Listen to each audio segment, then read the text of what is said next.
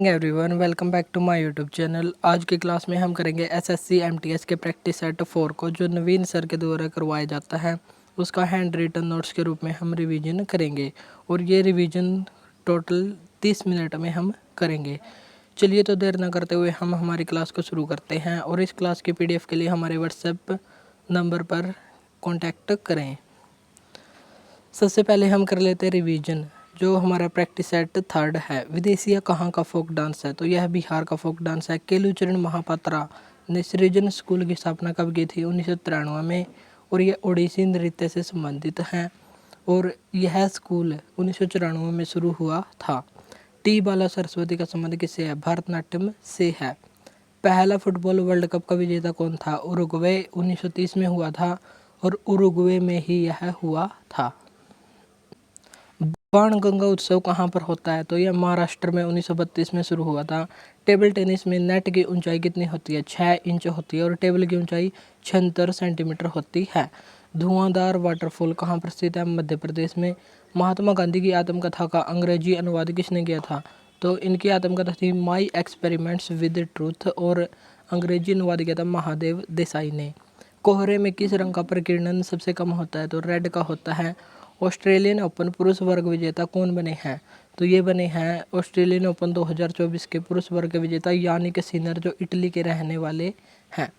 अब हम देख लेते हैं इंपॉर्टेंट क्वेश्चन। एकमात्र क्लासिकल डांस जो मुस्लिम संस्कृति से संबंधित है, तो एकमात्र है कथक, जो नॉर्थ इंडिया का क्लासिकल डांस है। कथक का मतलब है कथा कहने वाला और इसका अन्य नाम है नटवरी, तो इसको नटवरी के नाम से भी जानते हैं। इसमें घुंघरू और गोल घिरनी खाई जाती है। कथक को पुनर्जीवित किसने किया था? लेडी लीला सोखे के द्वारा इसको पुनर्जीवित किया गया था। इससे संबंधित महत्वपूर्ण कलाकार कौन कौन सी हैं? अच्छन महाराज, लच्छू महाराज, बिंदादीन महाराज, सुखदेव महाराज और प्रेरणा श्रीमाली, प्रेरणा देशपांडे, रोशन कुमारी और चारू चंद्रलेखा और सितारा देवी। खुल्लम फोक डांस किस राज्य का है? तो यह मिजोरम का फोक डांस है और जिसके पीछे भी लम या टम आए तो उसका संबंध हो जाएगा मिजोरम से। जैसे जंग तालम, चेरोकान, थंगलाम, चेलम, खंटम इत्यादि। झारखंड राज्य से संबंधित त्यौहार हैं पेका, झूमर। हरियाणा से संबंधित है धमाल और मंजीरा नृत्य। और महाभारत 18 दिन तक चला था, महाभारत का युद्ध। छत्तीसगढ़ राज्य से संबंधित है पिंडवानी, सूबा डांस, जो महिला तोते की तरह डांस करते हैं उसे कहते हैं सूबा डांस। और नवा रानी। दशहरा हिंदू कैलेंडर के किस माह में आयोजित किया जाता है? तो मनाया जाता है दशहरा हिंदू कैलेंडर के अनुसार अश्विन महीने में, और इसी महीने में दुर्गा पूजा का आयोजन किया जाता है, जो 14वीं इंटेंजिबल साइट है। जो दुर्गा पूजा पश्चिम बंगाल से संबंधित है। तो आपको कमेंट बॉक्स में बताना है 15वीं नवीनतम यूनेस्को इंटेंजिबल साइट का नाम क्या है। हिंदू कैलेंडर के अनुसार पहला महीने का नाम है चैत्र और वैशाख दूसरा महीना है, और चैत्र में ही रामनवमी और हनुमान जयंती का आयोजन किया जाता है। और फागुन महीना होता है हिंदू कैलेंडर के अनुसार लास्ट महीना, और फागुन में ही होली को मनाया जाता है पूर्णिमा के दिन। और दीपावली को कार्तिक मास की अमावस्या को मनाया जाता है। गणेश चतुर्थी भाद्रपद को मनाया जाता है, भाद्रपद की चतुर्थी को। रक्षाबंधन टाई ऑफ प्रोटेक्शन या प्रोटेक्शन ऑफ टाई है श्रावण महीने की पूर्णिमा को मनाया जाता है। भारत ने पहली बार हॉकी वर्ल्ड कप का खिताब कब जीता था? तो फर्स्ट हॉकी वर्ल्ड कप का आयोजन कब किया गया था? 1971 में बार्सिलोना स्पेन में किया गया था और इसका विजेता था पाकिस्तान। पाकिस्तान ने स्पेन को हराया। और दूसरा वर्ल्ड कप 1973 में नीदरलैंड में हुआ और इसका आयोजन भी वहीं पर हुआ और इसका विजेता भी वही बना, और इसमें उप विजेता भारत बना। तीसरा वर्ल्ड कप जो हॉकी का वर्ल्ड कप है 1975 में हुआ और इसका विजेता भारत बना, और भारत ने पाकिस्तान को 2-1 से हराया, और इसमें कैप्टन थे भारत के अजीत पाल सिंह। और 2023 का हॉकी वर्ल्ड कप है, भारत में इसका आयोजन किया गया। जर्मनी विजेता रहा और बेल्जियम उप विजेता रहा। और हॉकी वर्ल्ड कप सर्वाधिक बार पाकिस्तान ने जीता है। नेक्स्ट है फिफ्थ क्वेश्चन, कबड्डी मैच के दौरान अधिकतम कितने प्रतिस्थापन किए जा सकते हैं? तो अधिकतम किए जा सकते हैं 5 और इसमें होते हैं 7 खिलाड़ी टोटल। और यह किस देश का नेशनल गेम है? तो इसका आंसर देना है आपको कमेंट बॉक्स में। और खेल का मैदान, जो कबड्डी के खेल का मैदान होता है उसे कोर्ट कहते हैं और मैदान की माप होती है मेल के लिए 13x10 मीटर और फीमेल के लिए 12x8 मीटर। 12 यहाँ पर लंबाई है और 8 यहाँ पर चौड़ाई है। और मैच की अवधि कितनी होती है? तो पुरुषों के लिए मैच की अवधि होती है 40 मिनट, जिसमें फर्स्ट हाफ 20 मिनट का और 5 मिनट ब्रेक और सेकंड हाफ 20 मिनट का होता है। और फीमेल के लिए 15 मिनट का फर्स्ट हाफ, फिर 5 मिनट का ब्रेक और 15 मिनट का सेकंड हाफ होता है।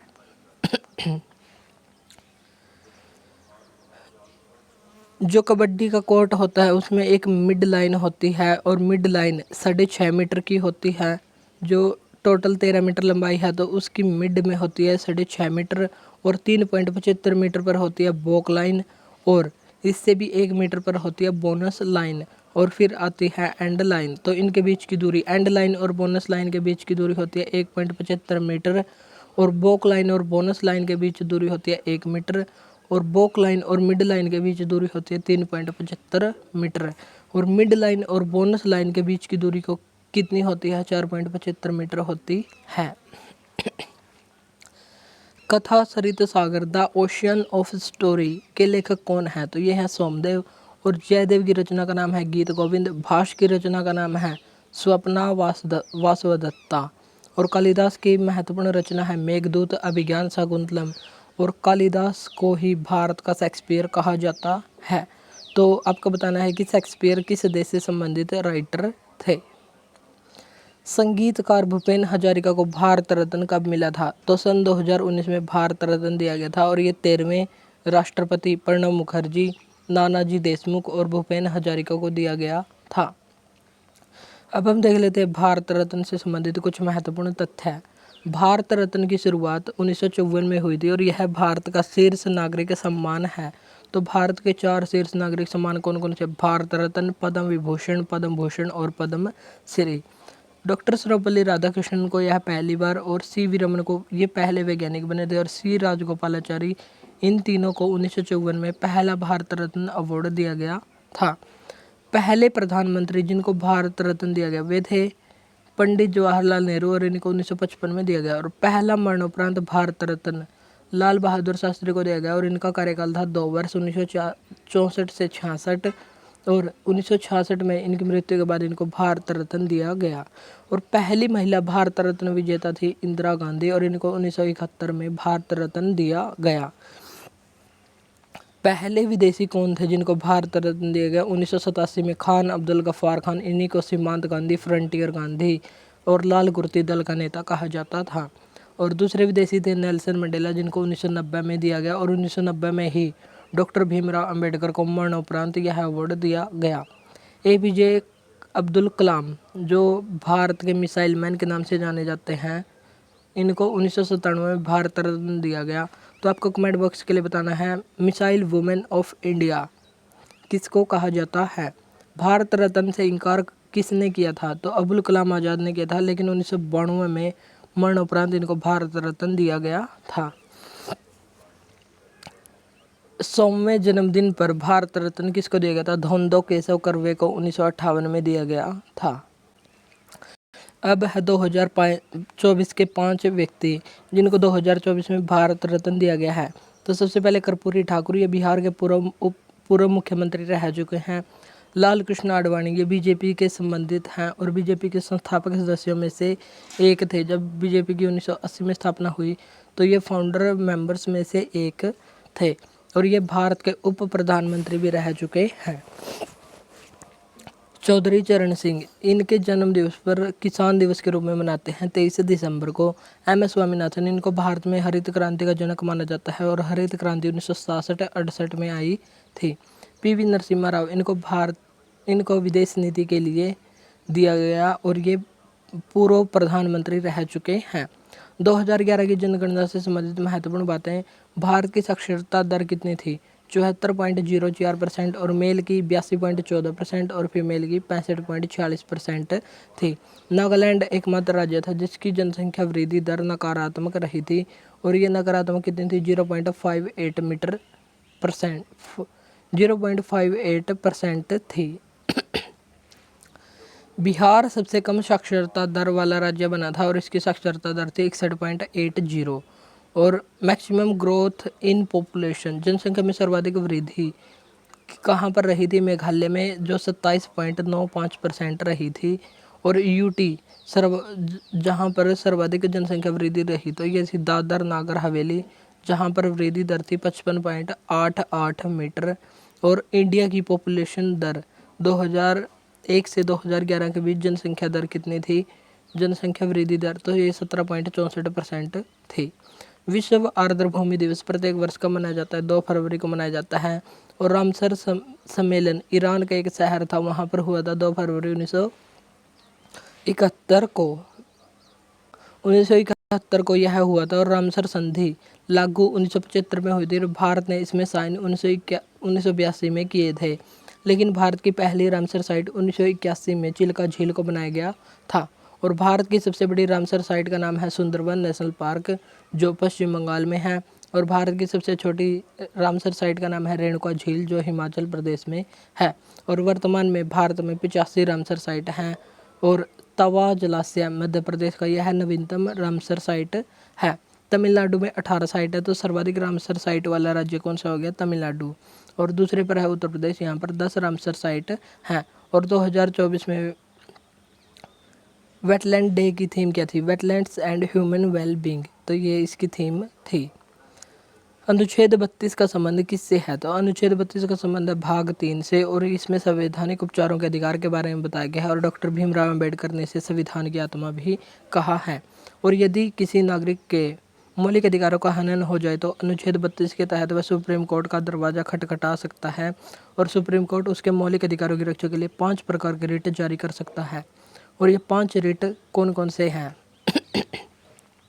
सबसे पहला है बंदी प्रत्यक्षीकरण यानी कि हैबियस कॉर्पस।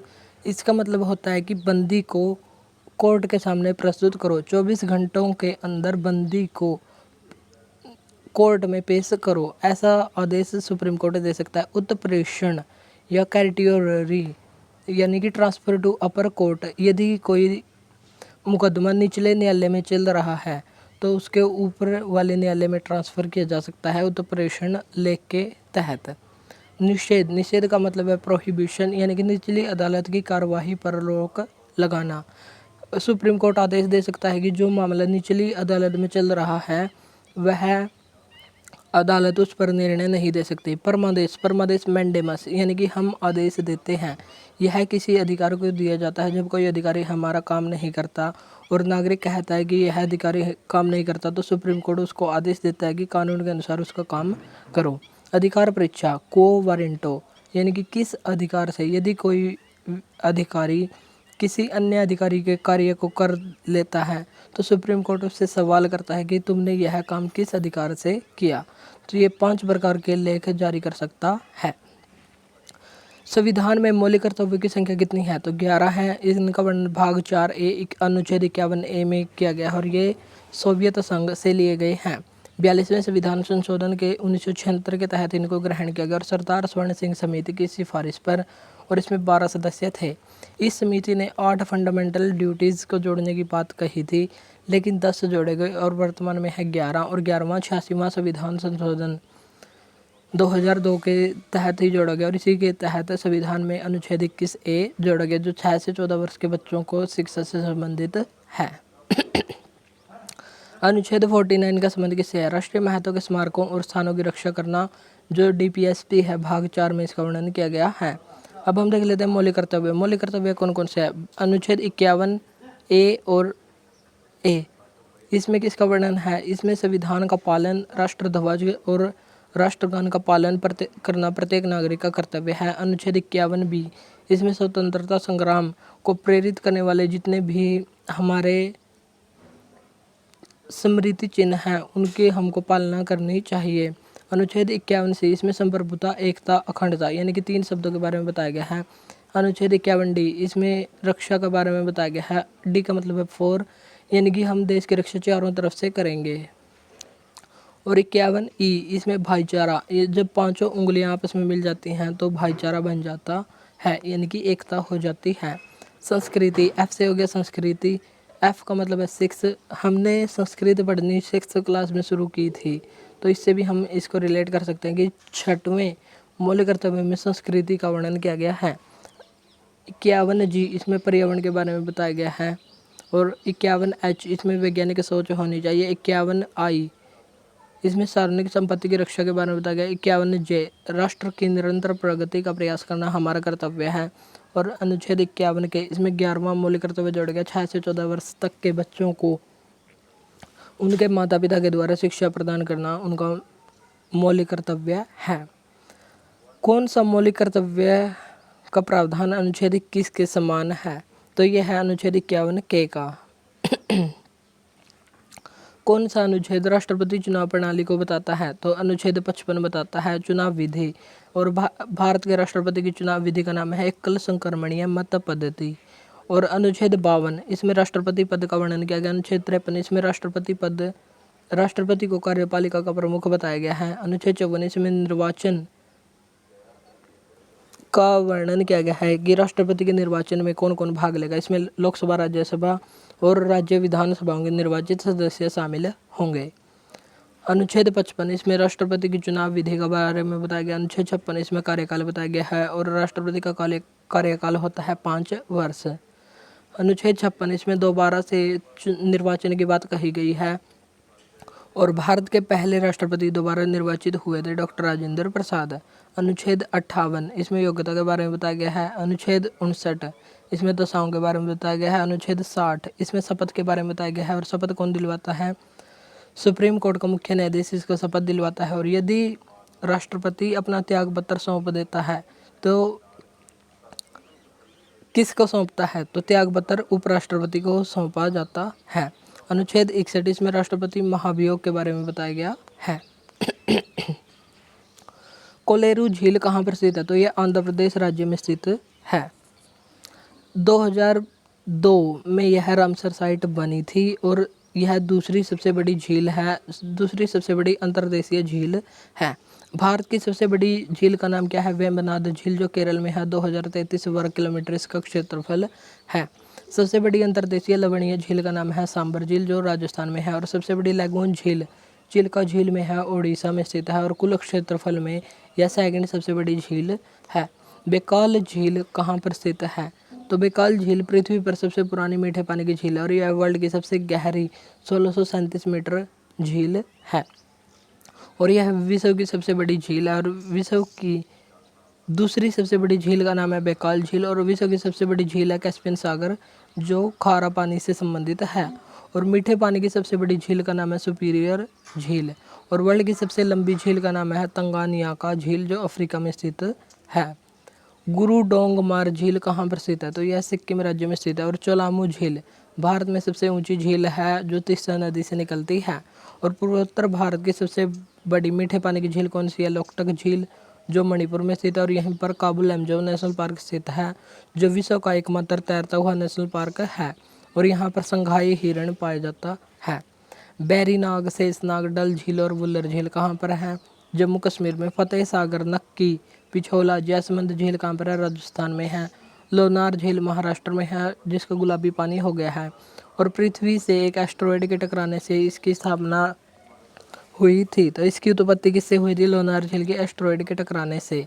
भीमताल, शुक्रताल, रूपकुंड झील कहाँ पर स्थित है? उत्तराखंड में। और बेनीसागर झील मध्य प्रदेश में। और भोजताल, यह भी मध्य प्रदेश में है। हरीके झील कहाँ पर है? हरीके झील है पंजाब में। और पुलिकट लेक आंध्र प्रदेश में है। आंध्र प्रदेश और तमिलनाडु बॉर्डर पर स्थित है। और श्रीशैलम हुसैन सागर झील कहाँ पर है? आंध्र प्रदेश में स्थित है। झीलों की रानी के नाम से भी प्रसिद्ध सस्थमकोट्टा झील कहाँ पर स्थित है? तो ये केरल राज्य में स्थित है। और झीलों की वाटिका किसको कहा जाता है? फिनलैंड को। और 1000 झीलों का देश किसको कहा जाता है? फिनलैंड को। और भारत की रहस्यमयी झील कौन सी है? रूपकुंड झील, जो उत्तराखंड में स्थित है। पलाया लेक किसको कहा जाता है? सांबर झील को कहा जाता है। ओक्सबो लेक या गोखुर झील किसको कहा जाता है? कंवर झील जो बिहार में है और कुंवर नारायण से संबंधित इसका नाम है और यह भारत और एशिया की सबसे बड़ी गोखुर झील है। नेक्स्ट 19वां क्वेश्चन, कौन सा पहला शासक था जिसने अपनी प्रजा और अधिकारियों के लिए संदेश पत्थर की सतहों, प्राकृतिक चट्टानों और परिष्कृत स्तंभों पर अंकित किए थे? तो यह था अशोक। और अशोक ने 269 BC से 232 BC तक शासन किया। लगभग 37 वर्ष तक इन्होंने शासन किया और इन्होंने 14 शिलालेख, 7 स्तंभलेख और 3 गुहालेखों की स्थापना की थी। अशोक के शासनकाल के 8वें वर्ष यानी कि 261 ईसा पूर्व में कलिंग का युद्ध हुआ था जो ओडिशा में स्थित है और कलिंग की राजधानी होती थी तोसली। और इस युद्ध का वर्णन अशोक के 13वें शिलालेख में किया गया है। और इसी युद्ध के समय भेरी घोष यानी कि युद्ध का त्याग करके अशोक ने धम्म की नीति अपनाई थी और बौद्ध धर्म को ग्रहण किया था। अशोक के अध्यादेश कहाँ पर स्थित हैं? तो ये जयगढ़ राजस्थान में स्थित हैं। और मौर्य प्रशासन में रिपोर्टर को क्या कहा जाता था? तो रिपोर्टर को कहा जाता था प्रतिवेदक। और नागरिक को कहा जाता था मजिस्ट्रेट। मजिस्ट्रेट को नागरिक कहा जाता था। कृषि या भूमि के अध्यक्ष को कहा जाता है शीताध्यक्ष। सीमा सुरक्षा वाले अधिकारी को कहा जाता था अंतपाल। गुप्तचर या मानवक कहा जाता था गुड पुरुष को। और भिक्षुकी महिला गुप्तचर को कहा जाता था। और लक्षणाध्यक्ष मुद्रा विभाग का अधिकारी को कहा जाता था। मैगस्थनीज के अनुसार एस्टीनोमोई मौर्य प्रशासन में क्या था? तो ये था जिला प्रशासन का अधिकारी। मैगस्थनीज ने अपनी पुस्तक इंडिका में पाटलिपुत्र के प्रशासन के बारे में 2 अधिकारियों का उल्लेख किया है और एक था एस्टीनोमोई और एक था एग्रीनोमोई। एग्री का मतलब है एग्रीकल्चर यानी कि कृषि से संबंधित और एसटी का मतलब है जिला प्रशासन से संबंधित। और मैगस्थनीज चंद्रगुप्त मौर्य के समय भारत में आया था। किसी रोगी का तापमान यदि 40 डिग्री सेल्सियस है तो फ़ारेनहाइट में उसका तापमान कितना होगा? तो ये होगा 104 डिग्री सेल्सियस। और इसको निकालने का फॉर्मूला है C/5 = 5 F-32/9 = K-273/5 और R/4। इसको कहते हैं सेल्सियस स्केल, इसको कहते हैं फ़ारेनहाइट स्केल और इसको केल्विन स्केल और इसको रोमर स्केल कहते हैं। तो इस फॉर्मूले से हम इसको निकाल सकते हैं। जल का क्वथनांक यदि बॉइलिंग पॉइंट 100 डिग्री सेल्सियस है तो फ़ारेनहाइट कितना होगा? तो इसका आंसर आपको देना है कमेंट बॉक्स में। और यदि सेल्सियस 40 डिग्री है तो केल्विन कितना होगा? तो केल्विन होगा 313 डिग्री सेल्सियस। ध्वनि की चाल सर्वाधिक किस में होती है? तो सर्वाधिक होती है ठोस में। और ध्वनि की चाल कितनी होती है? 332 मीटर पर सेकंड होती है। यह किसने बताया था? लाप्लाक्स ने बताया था। सर्वाधिक गति होती है ठोस में और उससे कम दर में और सबसे कम गैस में होती है। और निर्वात में तो गति ही नहीं होती है। और ठोस में सर्वाधिक कहाँ पर होती है? तो ये एल्यूमिनियम में होती है 6420 मीटर पर सेकंड। और द्रव में होती है 1531 मीटर पर सेकंड जो समुद्री जल है। और साधारण जल में ध्वनि की स्पीड होती है 1498 मीटर पर सेकंड। और गैस में होती है 1284 मीटर पर सेकंड जो हाइड्रोजन गैस में होती है। कौन सा अम्ल नेटल या बिच्छू बूटी पेड़ में पाया जाता है? तो ये पाया जाता है मेथेनोइक अम्ल। इसे फॉर्मिक एसिड या HCOOH कहा जाता है। और यह चींटी ततैये या मधुमक्खी जिन जानवरों में भी डंक मिलता है उनमें फॉर्मिक एसिड या मेथेनोइक अम्ल पाया जाता है। सिट्रिक अम्ल किस में पाया जाता है? खट्टे फलों में जैसे आंवला, नींबू इत्यादि में। ऑक्जेलिक अम्ल किस में पाया जाता है? टमाटर और पालक में। टार्टरिक अम्ल इमली में मिलता है। एसिटिक अम्ल सिरका में मिलता है और इसका फॉर्मूला है CH3COOH। इरूसिक अम्ल किस में मिलता है? मस्टर्ड ऑयल या सरसों के तेल में मिलता है। बेंजोइक एसिड में घास में मिलता है। मैलिक एसिड यह सेब में मिलता है। ब्यूटीरिक एसिड यह मक्खन में मिलता है। ओलिक एसिड ओलिव या जैतून में मिलता है। ग्लूटामिक एसिड गेहूं में मिलता है और लैक्टिक एसिड दूध या दही में मिलता है। उच्च रक्तचाप वाले व्यक्ति को खालिस्तान का सेवन कम करने की सलाह दी जाती है। जिसका हाई बीपी रहता है तो उसको सोडियम को कम करने की सलाह दी जाती है और इसके लिए होती है DIP डाइट। और बीपी हाई बीपी कितना होता है 120 mmHg से अगर ज़्यादा हो तो इसको हाई बीपी कहा जाता है, और 80 mmHg से कम हो, Hg का मतलब है पारा या मरकरी, और इसे लो बीपी कहा जाता है। एनपीए की फुल फॉर्म क्या है? तो एनपीए की फुल फॉर्म है नॉन परफॉर्मिंग एसेट। और एनपीएस की नेशनल पेंशन सिस्टम जो भारत में 1 जनवरी 2004 को शुरू हुई थी। जीवीए ग्रॉस वैल्यू एडेड, और एनवीए की फुल फॉर्म है नेट वैल्यू एडेड, और डब्ल्यूपीआई की है होलसेल प्राइस इंडेक्स, और जिसका बेस ईयर है 2011-12। शुद्ध राष्ट्रीय उत्पाद की गणना डैश में ह्रास या डेप्रिसिएशन घटाकर की जा सकती है। यदि हम एनएनपी नेट नेशनल प्रोडक्ट को निकालें तो जीएनपी ग्रोस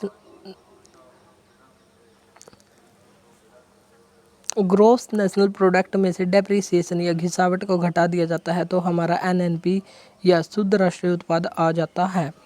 बेलोचदार मांग वाले उत्पाद का एक उदाहरण है। बेलोचदार क्या होती है? यदि मात्रा तो वही रहे लेकिन कीमत बढ़ जाए। जैसे 1 लीटर पानी की बोतल है, वह अब 20 रुपये में आती है, और यदि बाद में वह 1 लीटर ही पानी 30 रुपये में आए तो इसको हम कहते हैं बेलोचदार मांग। यानी कि मात्रा तो वही है लेकिन उसकी कीमत बढ़ गई है। जैसे बोतल बंद पानी, ये बेलोचदार मांग का उदाहरण हो जाएगा। और लोचदार मांग क्या होती है? उनकी कीमत तो बढ़ती रहती है लेकिन उनकी मांग में कोई बदलाव नहीं आता। यानी कि जितनी उनकी मांग रहती है उतनी ही होती है, तो उनकी मांग नहीं बढ़ती है लेकिन कीमत बढ़ती रहती है। जैसे लग्जरी वस्तुएं होती हैं, उनकी कीमत तो बढ़ती रहती है लेकिन उनकी मांग नहीं बढ़ती। राष्ट्रीय आय क्या है? एक वर्ष में किसी देश में उत्पादित सभी वस्तुओं और सेवाओं का मुद्रा मूल्य कहलाता है राष्ट्रीय आय। और भारत के नए गृह सचिव अभी हाल में कौन बने हैं? तो ये बने हैं गोविंद मोहन। और गृह मंत्री और सहकारिता मंत्री कौन है? अमित शाह हैं। प्रवर्तन निदेशालय या ईडी के डायरेक्टर कौन है? तो ये है राहुल नवीन। बिम्स्टेक महासचिव कौन है? तो ये बने हैं इंद्रमणि पांडे। तो आपको बताना है बिम्स्टेक में कितने सदस्य शामिल हैं, इसकी स्थापना कब हुई थी और इसका हेडक्वार्टर कहाँ पर स्थित है, और बिम्स्टेक की फुल फॉर्म क्या है? तो ये 3-4 क्वेश्चन आपको बताने हैं। कीर्ति पहल किस मंत्रालय की पहल है? तो यह खेल मंत्रालय की पहल है, और खेल मंत्री का नाम है मनसुख मंडाविया। और 75/25 पहल किसने शुरू की है? स्वास्थ्य मंत्रालय ने। सागर परिक्रमा पहल किसने शुरू की है? डेयरी मंत्रालय ने मत्स्य पालन के लिए शुरू की है। मेरा गांव मेरी विरासत किस मंत्रालय ने शुरू की है? संस्कृति मंत्रालय ने। डिजिटल डिटॉक्स प्लान किसने शुरू किया है? कर्नाटक राज्य ने शुरू किया है। 33वां क्वेश्चन है ब्रिक्स गेम 2024 का पहली बार आयोजन कहाँ पर किया गया है? रूस के कजान नामक शहर में किया गया, और इसमें 82 देशों ने भाग लिया। रूस ने अब की बार पेरिस ओलंपिक में भाग नहीं लिया, तो रूस ने एक नए गेम्स ब्रिक्स गेम्स 2024 का आयोजन किया है। ना ही इसमें यूक्रेन ने भाग लिया और ना ही रूस ने। तो पेरिस ओलंपिक में रूस और यूक्रेन ने भाग नहीं लिया, और ब्रिक्स 2024 गेम्स का आयोजन किया गया रूस के कजान शहर में, और इसमें 27 खेलों का आयोजन किया गया। 12 जून से 23 जून तक इन खेलों का आयोजन हुआ, और इंडिया ने इसमें 29 मेडल जीते थे, जिसमें से 3 गोल्ड आए। अर्पणा दहिया जो वुशु खेल से संबंधित है, मीनाक्षी जो बॉक्सिंग से संबंधित है, अनामिका बॉक्सिंग से संबंधित हैं। तो ये 3 गोल्ड भारत के आए। ग्लोबल जेंडर गैप इंडेक्स में भारत की रैंक कितनी है? 129 है, और यह 2006 में शुरू हुई थी। और पहले रैंक पर है आइसलैंड और लास्ट पर है सूडान देश। हैप्पीनेस इंडेक्स में भारत की रैंक कितनी है? तो इसमें इंडेक्स में है 126, और प्रेस फ्रीडम इंडेक्स में भारत की रैंक है 159, और इसमें रिपोर्टर्स विदाउट बॉर्डर इसको जारी करता है, और पहली रैंक है नॉर्वे की। और हैप्पीनेस इंडेक्स में पहली रैंक किसकी है? फिनलैंड की है। यूएन महासभा के द्वारा विश्व फुटबॉल दिवस कब मनाने की घोषणा की गई है? तो विश्व फुटबॉल दिवस मनाने की घोषणा की गई है 25 मई को, और इसमें 193 सदस्यों ने सहमति दे दी है। राष्ट्रीय खेल का आयोजन कब किया जाता है? तो 29 अगस्त को किया जाता है मेजर ध्यानचंद के जन्म दिवस पर, और इसी दिन भारत का सर्वोच्च खेल सम्मान जो राजीव गांधी खेल रत्न अवार्ड है ये भी प्रदान किया जाता है। अंतर्राष्ट्रीय खेल दिवस का आयोजन कब किया जाता है? तो इसका आंसर देना है आपको कमेंट बॉक्स में। और बंगाल सरकार ने खेला होवे दिवस कब मनाया था? 16 अगस्त को मनाया था। तो आज के कुछ प्रश्न हैं जिनका आंसर भी आपको कमेंट बॉक्स में देना है। ये प्रैक्टिस 3rd के क्वेश्चन हैं।